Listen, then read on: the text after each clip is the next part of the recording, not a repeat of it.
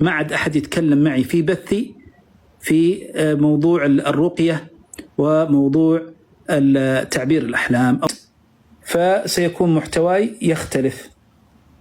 نعم.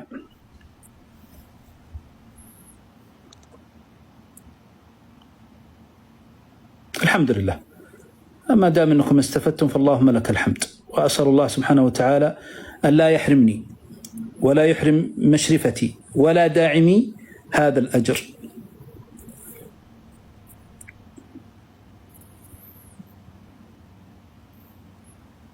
وحتى أنا حرصت والله، حتى أقول لكم بكل صراحة، حرصت أن أربطكم بالقرآن، أربطكم بالدعاء، أربطكم بسنة النبي صلى الله عليه وسلم، وأسأل الله التوفيق والسداد.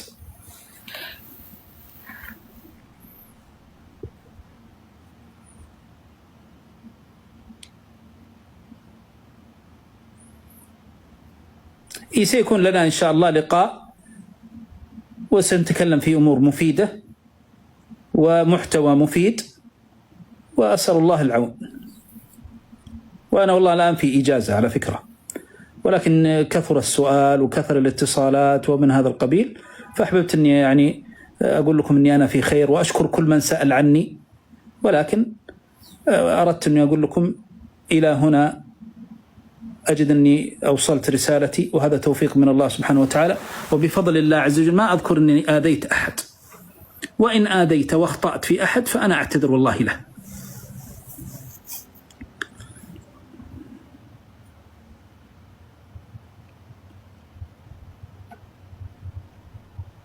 أنا قلت لكم لن يكون هناك تفسير في البث، أتوقع كلام واضح ما يحتاج.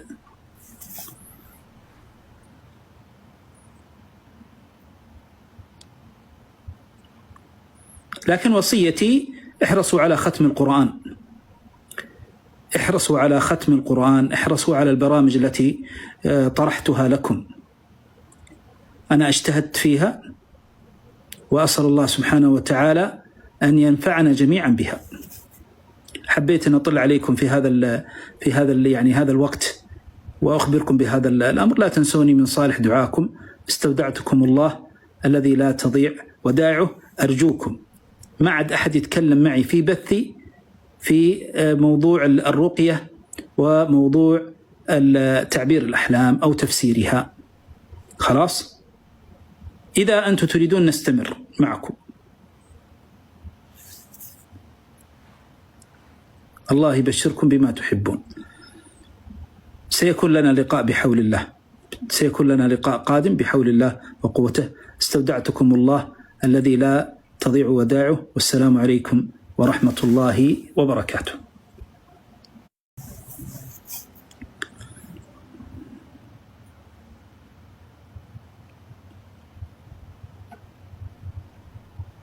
أنا قلت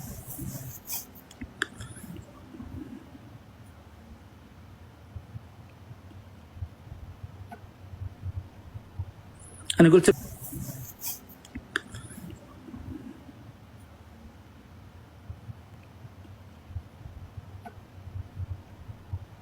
أنا قلت